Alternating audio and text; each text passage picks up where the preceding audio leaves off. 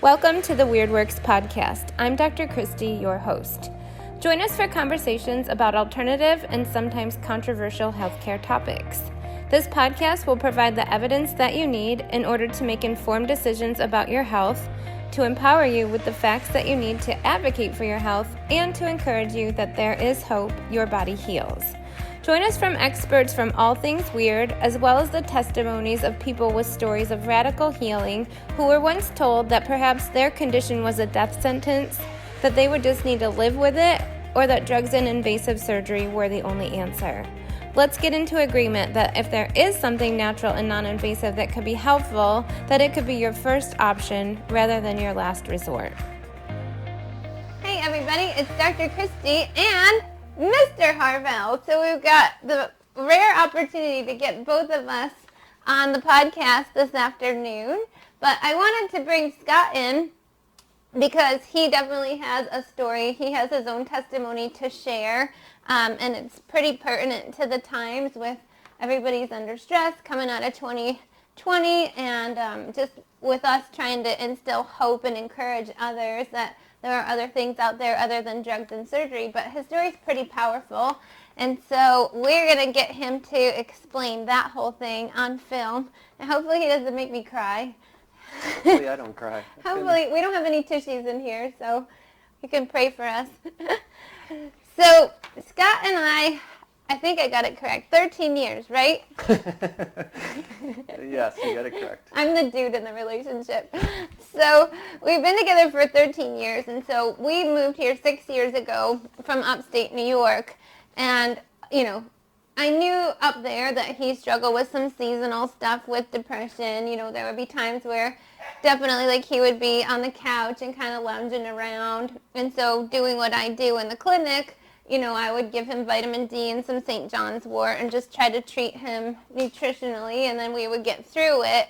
But I never really knew how bad it was. So I put it was about 3 years ago, right? Yeah, about almost 4, yeah. So 3 to 4 years ago, after we had already moved to Jacksonville, that Scott like sat me down. I actually think he tried to talk to me for a week and said, hey, I have something I need to talk to you about, like, you need to carve time out of your schedule. And I'm like, yeah, okay. And then finally he was like, we need to talk now. Do you want to kind of tell everybody what that conversation was like? Okay. So that was the conversation where I was really expressing to you how severe the depression and the and the suicidal thoughts were that I was struggling with for so long. And so, like you said, it wasn't something that, I think that was actually the first time that I actually ever told anybody that I struggled with depression. Right. So, so I just sat you down and explained that I need help. That's basically what it was, that I just can't figure it out. I can't seem to fix it on my own with all of the do-it-yourself study and research that I did for 25 plus years. I just can't seem to get out of the cycle. Right. The amount of depression or the number of times that it would affect me throughout the year had definitely lessened, but it wasn't going away completely, and it still definitely had a grip on me. And so I just felt like I was at the point where I was just crying out for help. I was begging for help. Which is kind of astounding, right? Because you like live with somebody, you're together forever, you think you know them and everything. And that's kind of why I wanted to talk about this today too, is like, because I put blame on myself, like how could I not have known that it was this severe? And so do you want to talk a little bit about like, how could somebody who seems functional, like people who are going to listen to this podcast that know you are going to also be like, I had no idea. So can you maybe kind of help other people understand, like, how could somebody who others think are highly successful, positive people be hiding this and having it, you know, this is what's going on the inside? Nobody really knows.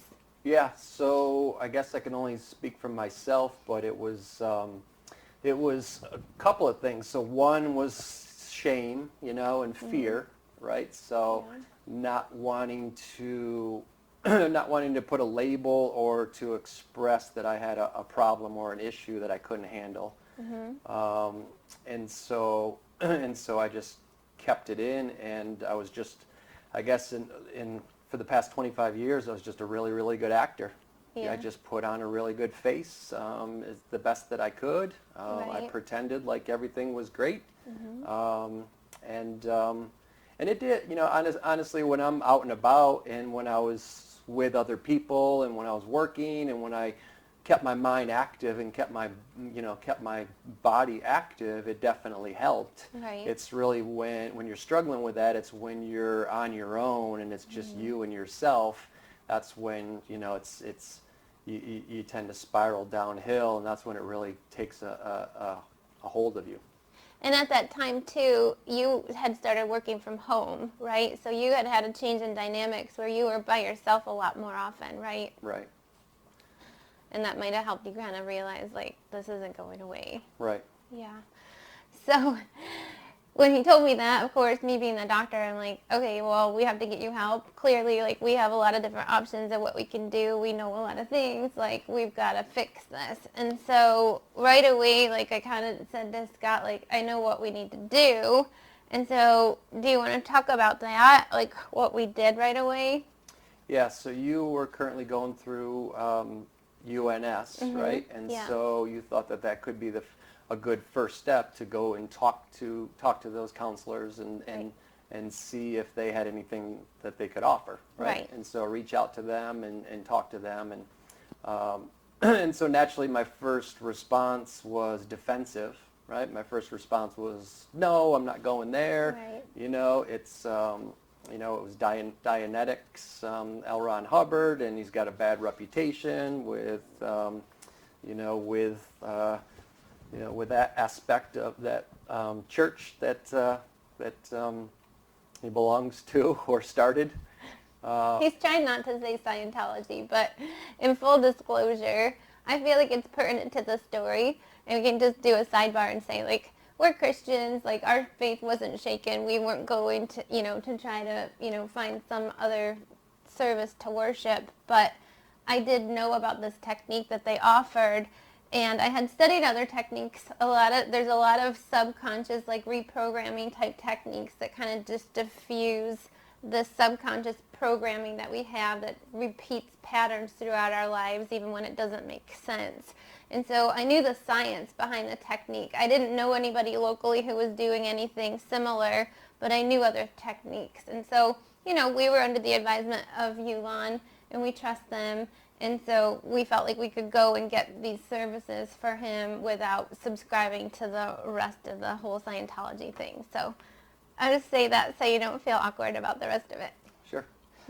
Yep. So definitely was defending against it at first and saying no, I'm not going to do that. But thankfully, after I thought about it and realized, I said, what am I doing? Like I just laid it all out to you. I'm begging for help. I'm asking for help, and here you are giving a suggestion that could help, and I'm shooting it down, squashing it right out of the gate. So I came back to you and said, you know what? I changed my mind. Let's give it a shot. Yeah. So we drove to Tampa pretty quickly after that, right? We're like, cancel everything. If somebody tells you it's a matter of life or death, like they're having suicidal thoughts, you're like, I don't give a hoot about schedule, whatever else is on the calendar. Like, we're just going to go and do it. So you want to talk about your results? So from the Dianetics, so it was amazing results. I think we spent that weekend, we probably invested a good 40 plus hours of going through the techniques with the first couple of weekends that we were there.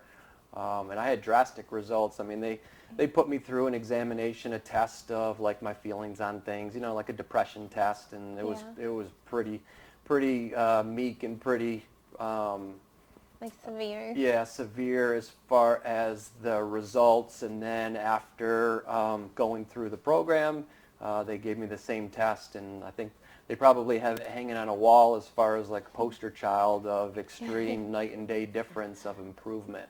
But without a doubt, I mean, I left there feeling euphoric. I felt like a kid again. I felt like I was, high on life again. I felt like I can tackle the world. I felt, just like you do when you're a kid before you get, shot down with a 1,000 no's, and reality of life smacks you in the face, I guess. I definitely felt I felt amazing for sure. That's super powerful because, and Scott has studied this now because of his own testimony and desire to help other people, so he can give you more of the statistics. But we know like depression, mood disorders affects like a huge percent of the population. We know that those are one of the highest prescribed medications in pharmaceutical land. So to go through something that's pretty innocuous, pretty benign as far as what the process was, and be able to diffuse all those years of depression and triggering and just mental anguish over the course of a weekend is pretty incredible testimony of what the body's capable of, right? Yeah. But did it last? No, it didn't last. There was more work to be done, right? It's kind of like peeling back an onion, right? Like kind of similar to what you do, right? And so it got rid of, or it helped to neutralize a lot of the big, issues that were underlying, that were there in the subconscious. But there was still work that needed to be done. So from there, I researched, well, what other techniques are out there, right? This can't be the only one, right? So what other techniques are out there? And I was able to find, many different natural techniques that are all, similar concepts, right? Just natural, non-invasive techniques that allow us to go into our subconscious and really just neutralize that negative energy. Right. This may not be the scientific explanation, but what I found personally from from Scott's viewpoint was the commonality of all the different techniques was literally just that, we're energy, right? Everything is energy. Everything in the universe is energy. And so in our minds, in our past memory, there's either a negative charge or there's a positive charge. Right. And it's that negative charge that's there, that's attached, that when it gets triggered, when something happens and triggers it, we just automatically go into that, negative viewpoint and that negative reaction that spirals us downhill. So the technique's literally just going back and just neutralizing or minimizing that negative charge. Right. And ideally filling it or replacing it with a positive charge. But just eliminating it to begin with makes a world of difference. So now when those triggers happen, you're not taking, it's not taken over. It's not, your subconscious isn't controlling you. And it's pretty wild because it's like, it's almost like looking from the outside in. Like you're not going to, the events that took place, the memories are still there, but it's almost like it happened to somebody else because you don't feel that attachment. You don't feel that anxiety. You don't feel that negativity. You don't feel, that terror or whatever it is that's attached to that memory. Right. So it's not, so it doesn't erase. It's not like it's going in and erasing my memories or changing who I am. It's literally just eliminating those charges. Right. So it's kind of like a desensitization. Like the world can still happen, the triggers can still come, the people can still exist in your life. You don't have to give up your responsibilities and cancel everything, but just to not be constantly triggered.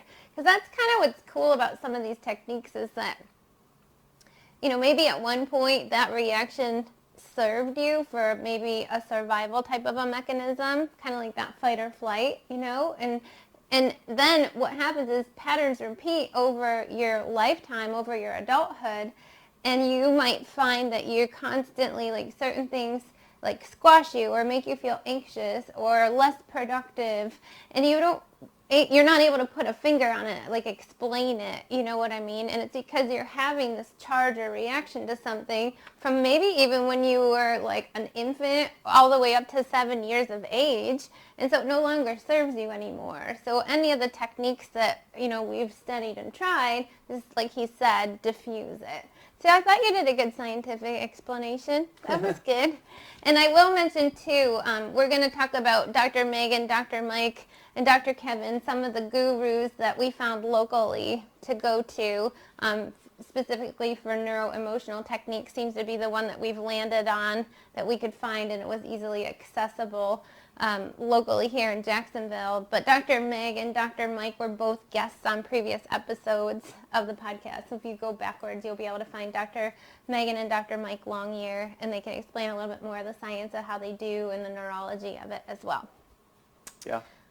And then one quick thing that I'll also touch on as well is, so there's kind of that myth that, if you're dealing with depression or any type of mental stress, you must have went through some really traumatic events in the past, Yeah, right. If you were beaten or you were, totally abused or, on and on and on. I won't get into extreme details, but I wasn't, I wasn't any of those. There was no real extreme, tragedies that happened other than, just a separated, family when I was young. My parents got divorced and that just unfortunately took a huge toll on me, right? And so it's just crazy how your mind, when you're a child, right, and you're developing and learning, how your mind kind of twists things to be so extreme, right, and so severe and so like end of the world, right?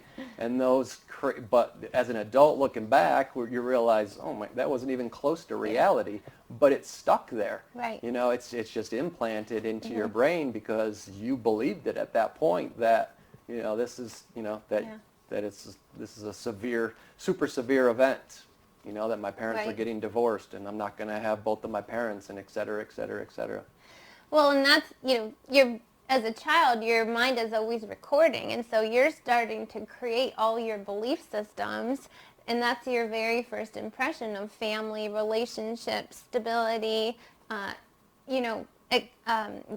explanations of love, words that are used. And so when you're young, that is your whole world. Like now we can look back and compare it and be like, okay, that was just a blip in time. But as a child, like you don't have the rest of your life to compare the severity of it. Like that was your whole world at that point. It can be.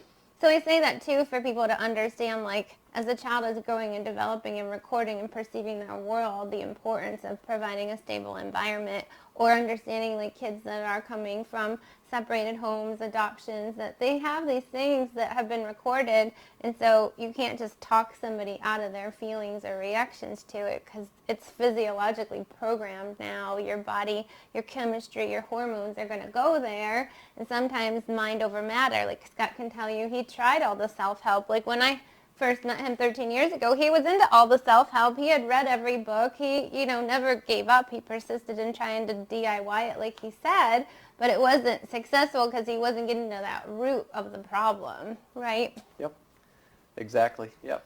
So for me, do you want me to talk about the past, like as far as when I first realized I was depressed or no? Yeah. Yeah, because I went down the traditional medical route. I mean, I had my my family doctor and talked to my doctor about, the feelings, and he, and that I was struggling. And so he gave me the written test, the simple, a questionnaire, right? Yeah. And then immediately said, yep, you're suffering from depression. And so he put me on pharmaceutical drug to help with the depression. So I took the drug and I felt that euphoric feel-good feeling probably for a couple of weeks, but it really just kind of wore off, that euphoric feeling. But what I was left with was horrible side effects. The side effects were just terrible. I felt like my skin was crawling and like my skin was peeling off, and I felt nauseous all the time when I ate, when I didn't eat, a laundry list of side effects. So I went back to the doctor and told him that, what I just said, and he said, okay, well, we'll just change the drug. So he just gave me a different drug. Right. And so I took the second drug, and the exact same things happened with just different side effects. So then I went back the third time and told him the exact same thing, and his answer to that was, okay, well, we'll give you a second drug, an additional drug. We found that if we combine two drugs together, then that'll help to, alleviate, the side effects. Well, that didn't work either. So I went through that game for a year until I said no. I said no. I'm not going down this road for the rest of my life. There's no way I'm going to be on drugs and feel like I feel, for the rest of my life. And knowing that it didn't solve anything. The depression, the feelings didn't go away at all. I just had that euphoric feeling initially, right? So it kind of just makes you not care that you're depressed? Yeah. It's Okay. just trying to make, it's just, it's trying to make me feel good, Yeah. through the drug. So after a year I said, all right, forget it, I'm not going down this path anymore. And that's when I started. And this was when I was a late teenager is when I found this out. That's when I decided to go down the natural approach. And I said, I'll figure this out and I'll fix it. And so you're right. I bought every self-help book I can find. I went to seminars. I started really getting deep into the motivational gurus and the motivational teaching. And so everything that I found, there's a lot of good information on how to naturally heal or combat or overcome depression. But they in the end didn't really work for me as well, because it was like, exercise, right? And go out in the sunshine and make sure you get sun and go out for walks and, socialize with other people and take some, some St. John's Wort, et cetera, et cetera. Well, that's all great in theory, right? And that's all great stuff to do when you're feeling good. But when you're depressed, like those are the last things, you just can't do it. Like when I'm in that depression, I just want to crawl into a cave and just hibernate. Like I can't go exercise. Yeah. My brain says I should go do it, Right. but I physically can't go do it. Yeah. I can't exercise. I can't go in the sun. I can't socialize with people. I want to do the exact opposite of everything that I was reading that said is what I should do to combat depression. So, but to your point, I just felt like there has to be an answer. There has to be a way where I can naturally defeat this. And so I just kept pursuing for my entire life. That's awesome. Well, and I want to always ask, we have so many cool stories of people, with amazing testimonies. So, do you feel like there's something in you that's unique from somebody else that can't dig themselves out of this? What do you think it is that, you persisted to keep trying to find answers? Because somebody who feels like what you just described isn't going to be super motivated to, look up a whole lot of stuff and go find answers and interview a lot of different practitioners. So, what do you attribute that drive to? I don't know, other than just perseverance and just wanting it. I just wanted it. I just knew that there had to be a better way, and I wanted to live a good life. And I was always an optimistic kid. Always an optimistic kid. Always thought I was going to be successful in life. Always had ambition. Always had drive. Always thought that, I would just be able to conquer the world, and so He still does. and so when this was, this was happening to me, I just didn't want to, I just didn't accept it. Yeah. And so, but to your point, when you're struggling, when you're in the midst of it, when it really has its hold on you, totally different perspective. Yeah. Totally different perspective. You definitely feel defeated during during that time. So it was more when I was out of it, or however long it dragged me down, and when I finally rebounded out of it. But it definitely took a negative toll on my life overall. There was a lot of setbacks because of the depression, because I would just disappear. I would disappear from my friends. I would disappear from my family. I would disappear from work, and I came up with sadly, a lot of lies, a lot of excuses. I always would say I'm sick, I got the flu, I got this going on, that going on, whatever. But I just would never admit it. I never told the truth as to, how do you tell somebody that? Yeah, I can't come into work today because I'm depressed. Yeah. No, I don't want to hang out with you guys right now because I'm depressed. Some people could do that. I'm sure, but I never felt like I could. Right. Until 4 years ago. Yeah, we have been together forever. I'm a doctor. He knows I help people with things. I'm not a psychologist or anything. And he still wasn't able to be forthcoming with me about how severe it was. So, yeah, it's not something you want to admit. And sometimes too, even with other conditions, what we find is saying something out loud suddenly makes it real, right? Once it's out there, you're forced to confront it at that point, right? So it would force you into a new habit of now trying to conquer it in a different way because you voiced it, you brought it to life. Yeah, I would definitely recommend anybody that is going through that to, as soon as possible, with someone that someone that you truly love and someone that and loves Yeah. you and cares about you, to absolutely express it. Yes. Absolutely tell them what what you're going through, because it's lonely, Yeah.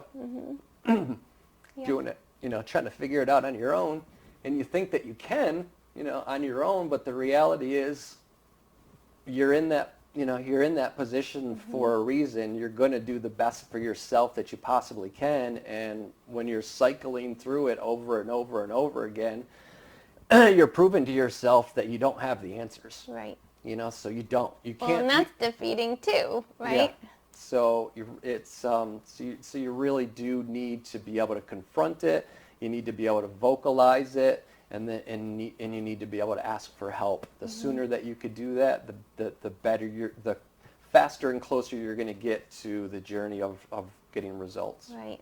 And maybe voice it to somebody who you know is going to force you to take action. Like, don't maybe voice it to somebody who's going to sugarcoat it or let you, persist on taking your own action. If you're the action taker in the relationship, you need to probably tell it to somebody who's going to be like, okay, you put this ball in my court, because once he told me, I'm like, we're done. Like, you guys know me. Like, listeners, a lot of you who are listening know me. I was like, okay, you just put this with me. Now we're going. Like, I'm an action taker. So I don't know if that is important to other people, but, you can't tell somebody who's going to be like, oh, honey, it's okay. I'm sure it's not that bad, right? Like, you got to tell somebody who you know is going to advocate for you and take some action steps and maybe be a little, like, uncomfortable with you, right? Yeah. Yeah, I definitely was. I giggled because I was definitely surprised at your reaction when I was worried about telling you this, right? Because here I am, your husband, right? I'm supposed to be your rock, right? I'm supposed to be your rock, and we're in life together.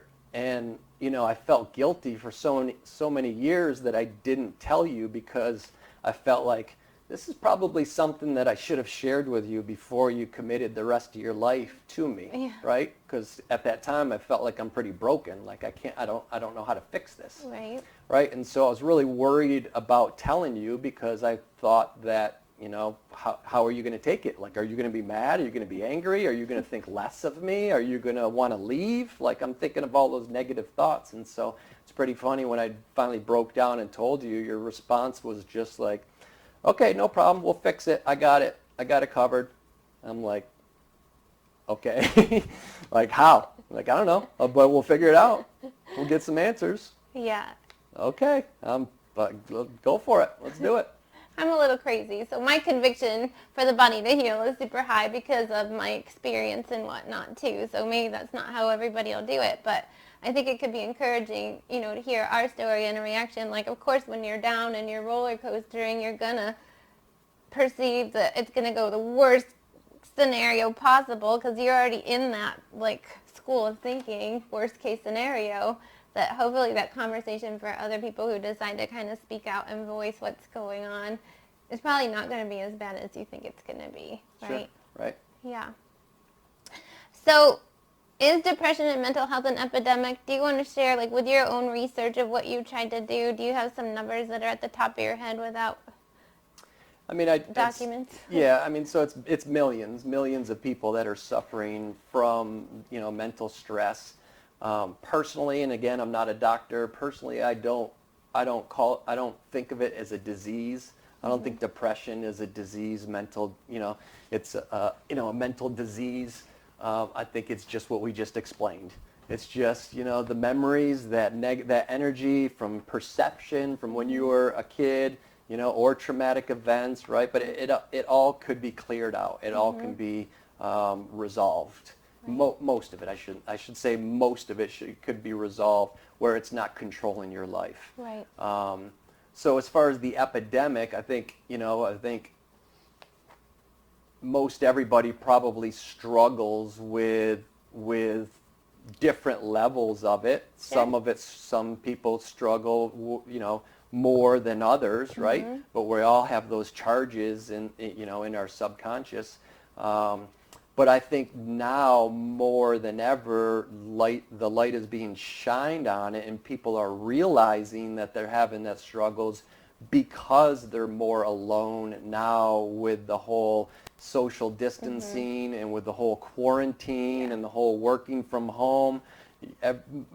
People now are with themselves and alone with themselves more than they ever had been prior to this. Right. So I think that it's probably always been there at a level and at a degree, but now again for those reasons, I think it is kind of come to the limelight or the spotlight where it's now being considered this fresh new epidemic. Yeah. If that makes sense. Yeah, it does. And we know too, like coming out of 2020, anybody who was kind of teetering, you know, maybe they were able to like overcome it or adapt or kind of push through, you know, 2020 either like made or break people. So yeah, if people were teetering, we definitely know mental health conditions have skyrocketed since the pandemic for sure, and for all the reasons that Scott just mentioned. So where does it bring you today? Like, where does all this journey of, like, you know, decades of struggling, kind of getting some resolution, better understanding the source of depression, and kind of starting to pull yourself out of it? Like, are you over it? Yeah, I 100% feel and believe that I've completely conquered the depression. That's awesome. 100%, no doubt in my mind.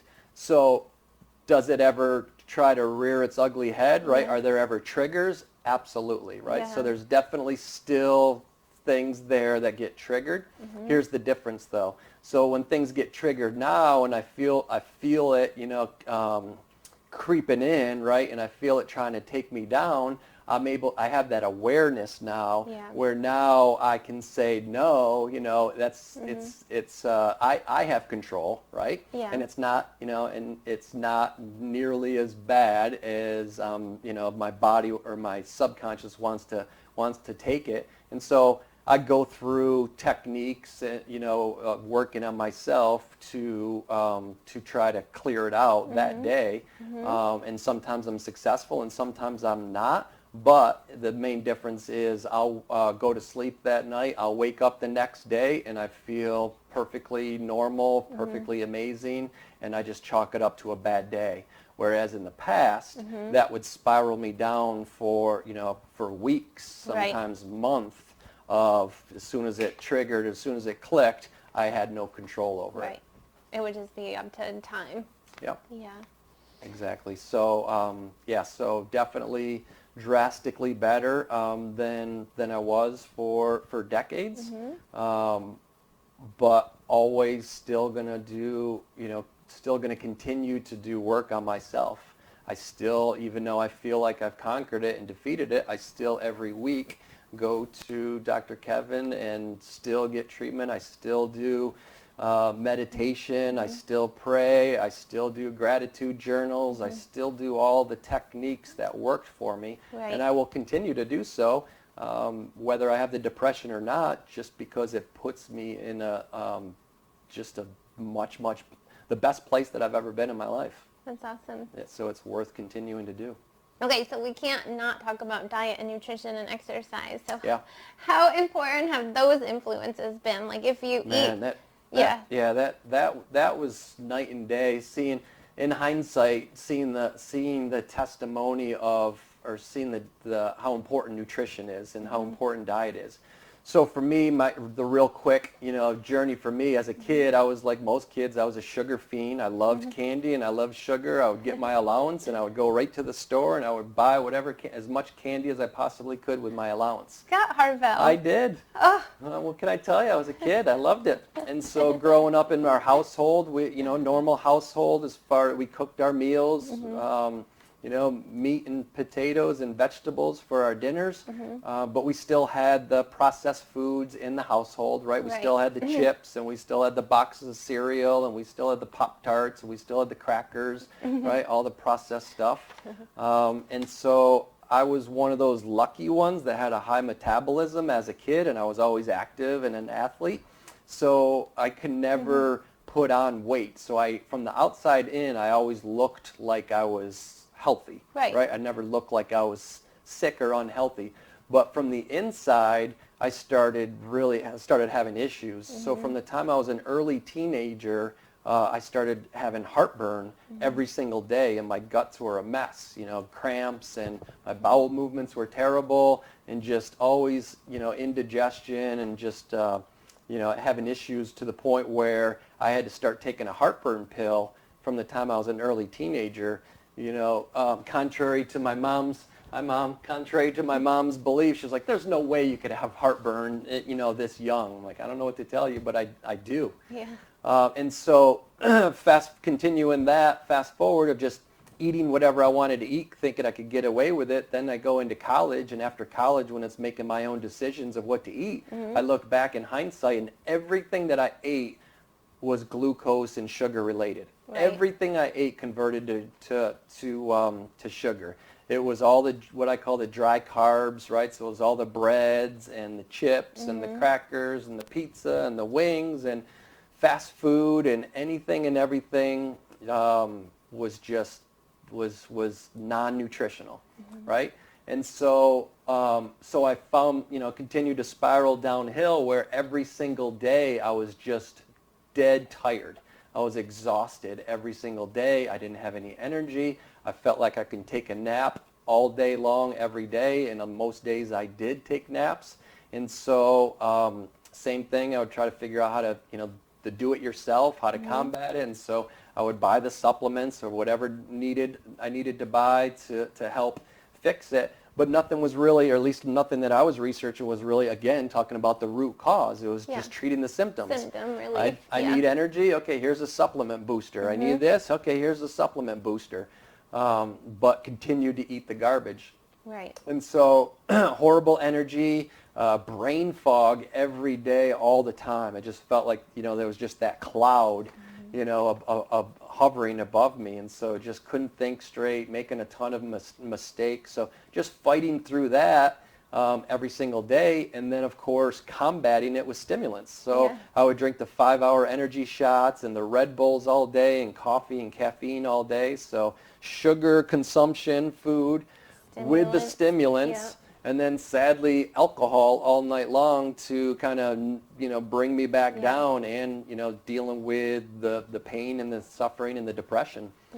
So all day stimulants and sugar, and all night, so I'm just going through that roller coaster ride, which totally enhanced the depression, right? Yeah, you were already roller coastering. Yeah. So here I am feeling like garbage, and then the dealing with the depression, and so the roller coaster ride of the depression, etc. And so my whole do-it-yourself approach wasn't fixing what I was eating. It was loading myself up with supplements, to the point where I was buying so many supplements. The entrepreneurial Scott was like, why don't I create my own supplement brand that has all of these supplements all in one pill, in one bottle, right? Rather than buying them all, I'll sell you everything you need in one bottle, and for a fraction of the price. So I literally spent the time creating my own company and creating my own formula for a supplement, for a herbal supplement. Got it approved, had it made by a manufacturing company, went through the whole process to start my own supplement company, right? We still have the bottle. And none of that worked for me. None of that fixed anything, right? So anyways, getting back to the journey. And so that all continued, and like you said, the suicidal thoughts, and then at 32 years old was my rock bottom. 32 years old was when I had given up on everything, and I just felt like that's when I was the most defeated, and I felt like I can't beat it. And so I had my suicide all planned out at 32 years old. Which is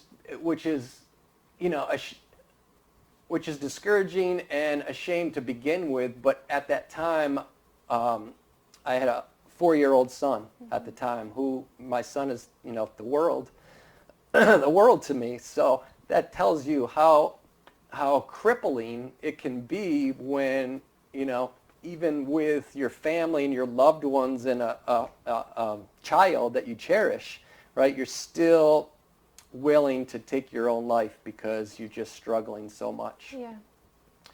So yeah, at 32 years old, I remember specifically driving to pick my son up from preschool.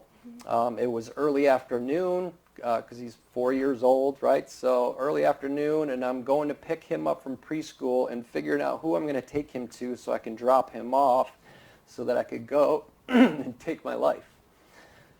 So I remember sitting at a stoplight almost to pick him up, and I'm crying, I'm losing it. I can't believe that I'm going to do this, but I am. And I turn at the stoplight, and there's a church on the corner. And I felt this overwhelming pulling and this overwhelming feeling and calling to go into this church. Now, understand that at the time, I've never stepped foot in that church in my life. I have no idea what denomination the church was, and at the time I did not have a relationship with God. I was not walking with God at the time, but he was there for me. And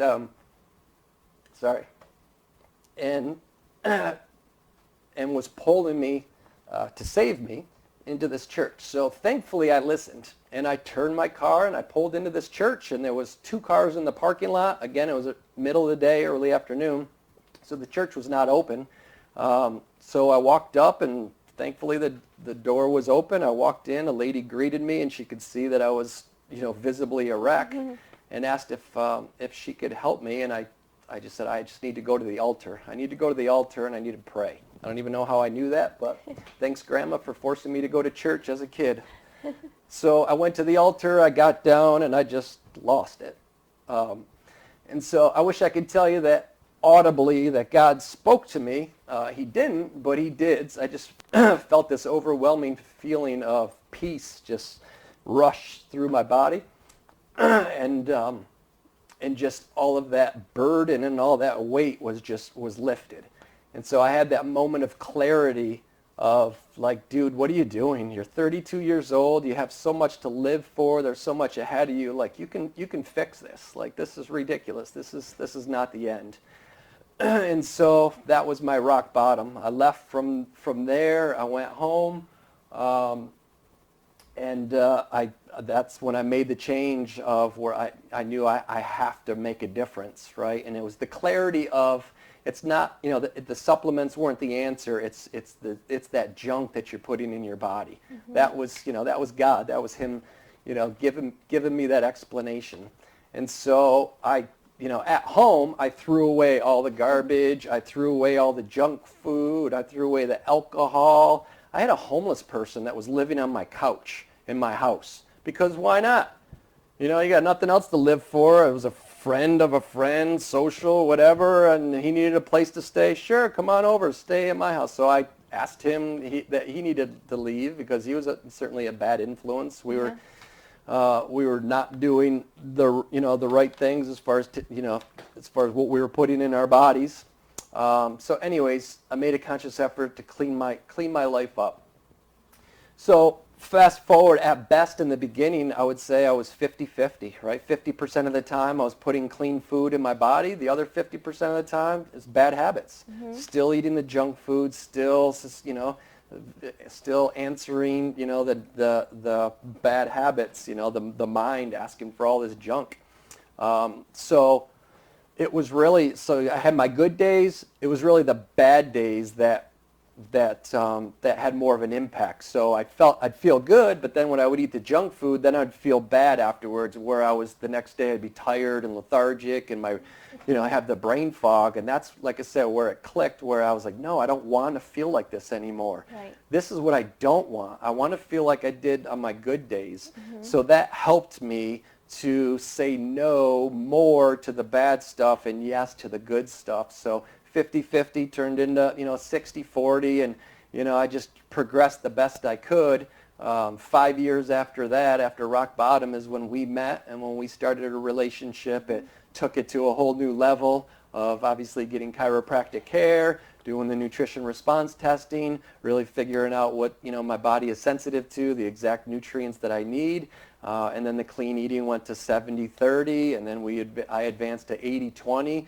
Now we live a 90-10 lifestyle, right? Where 90% of the time we're putting nothing but clean, real nutrition in our body to fuel our bodies. 10% life happens, right? Vacation, travel, celebrations, what have you. But the difference and the point of all that is now I'm 48 years old, right?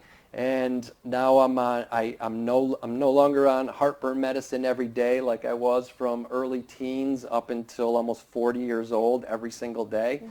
So I'm no longer on heartburn medicine every day. I don't take any medicine whatsoever. I have energy through the roof. I have mind clarity. I'm super productive through, day in and day out. I have feelings of love and joy and gratitude. I'm like a completely different person, right? Night and day difference. But the crazy part is I'm the same exact human body, right? It's the same human being. It's the same body. The main difference is what I was putting in my body and what I was doing for my body, for myself, the work on myself, versus now what I'm putting in my body and the work that I'm doing on myself and doing for myself. Right. Right? That's the only difference. It's amazing. The body is amazing. The mind is amazing. God is amazing, right? Like if you put all those things together, you can be invincible, really. So, and then talk about now, like coming on board. So now Scott, he's been in the car business. He's done real estate investing, but even most recently, we've finally joined forces. I've been secretly trying to get him to join Health by Design for a long time, but he's actually here as a nutrition coach, and him and I are developing the 90-10 lifestyle as an online version of what we do with the nutrition coaching. So how formidable was that, your journey on you finally saying yes to me? So that was definitely certainly a timing thing as well, right? So I had, multiple businesses going, and I was, again, being able to be productive, right? Spinning a lot of plates, if you will, juggling a lot of, a lot of opportunities, businesses, etc., and just trying to be as productive and active as possible. But through my work on myself and through my mentor group and through prayer, it just kept coming to the surface that I need to give back more.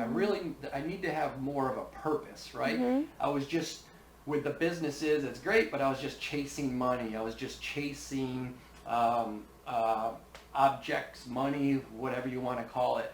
But I wasn't making an impact. I wasn't really making a deep-rooted impact. So it just kept coming to the surface that I need to give back more, which was okay. So I was just, because that was, coming to fruition so often, I said, okay, I'll plan on meeting with the church. I'll just figure out how much time and when I can volunteer at the church. And so that's what I was going to do. And then you came home from work and we were in the kitchen and you were definitely half or more than half joking, and you just said to me nonchalant, like, hey, you want to be my new nutrition coach at Health by Design? And you giggled, and I stopped and I thought, I was like, maybe. Tell me more. I'm like, that's a yes. And you stopped and turned, you're like, what? I'm like, and I told you just that. I said, I keep feeling like I'm being led to more of purpose-filled, right? So tell me more. Do you think I could do it? And so obviously we talked through that. I came in and shadowed the nutrition coach, and obviously went through training, and here I am now working with you on the nutrition side of it. But for me, it's 100%, it's 100% giving back, right? If I can help one person to avoid what I went through, then it's absolutely worth it to me. It's such good fuel for my soul, selfishly fuel for my soul, to be able to do that, and to be able to do the nutrition coaching, and to be able to work with people on taking their lives back, right? And to get their bodies and get their their mind to get back to optimal health, where we're right back to exactly what God designed, these perfect machines that are invincible, that could do anything that we want them to do, right? Where we could feel like we're a kid again. And it's crazy too, because all of that stuff that I was putting in my body, all the sugar and all the energy drinks and all the synthetic stuff that we're craving, that we're buying into for the energy and for feeling good and for being productive, none of that stuff actually works. The irony was completely eliminating all that stuff and just fueling your body with exactly what it needs, and you actually receive all the stuff that you were seeking for through those fake items. Yeah. Right? So it's absolutely crazy to be able to witness and experience it, of how true it really is, and how incredible our bodies really are. Yeah. Well, and I'll just say, to wrap it up, like, God definitely uses our testimony and our weaknesses and our struggles to advance his kingdom and to pay it forward and to bring another lost, soul back to the kingdom and back home. And so, it's powerful, and I'm just grateful that you're still here, first of all, that you found, a way out of all of that, and that you were able to and willing to step up and share and let me be a part of it.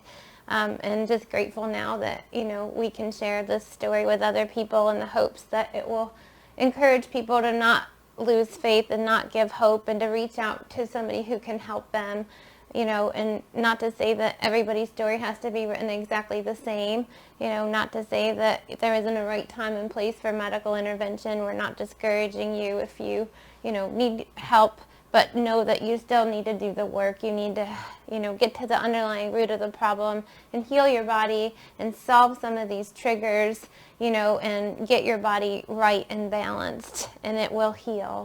We see that time and time again, that if you get the bad stuff out, which isn't always just synthetics and vitamins, it can be thoughts, it can be people, it can be environment, it can be lack of faith. Get the bad stuff out and then put the good stuff in, whether it's relationships and love, faith and spirituality. It can be food and, nutrition, supplements, and the right things. When you get the bad stuff out and put the good stuff in, time and time again, the body knows what to do. You were miraculously and intelligently designed for your body to heal, and it does do it. And so we just want to stand as a testimony of the fact that that is true. And everybody that's here on the team has had some kind of healing journey and is a living, breathing testimony of that. So thank you for sharing your story. It's pretty brave and courageous to do that, but I know it's going to reach people. Yeah, for sure. That is definitely the hope, is that if it could reach anybody, then it's absolutely worth it. Right. But yes, thank you. And thank you for helping me to overcome it. Yeah. For sure. Yeah. You were a huge part of it, for sure.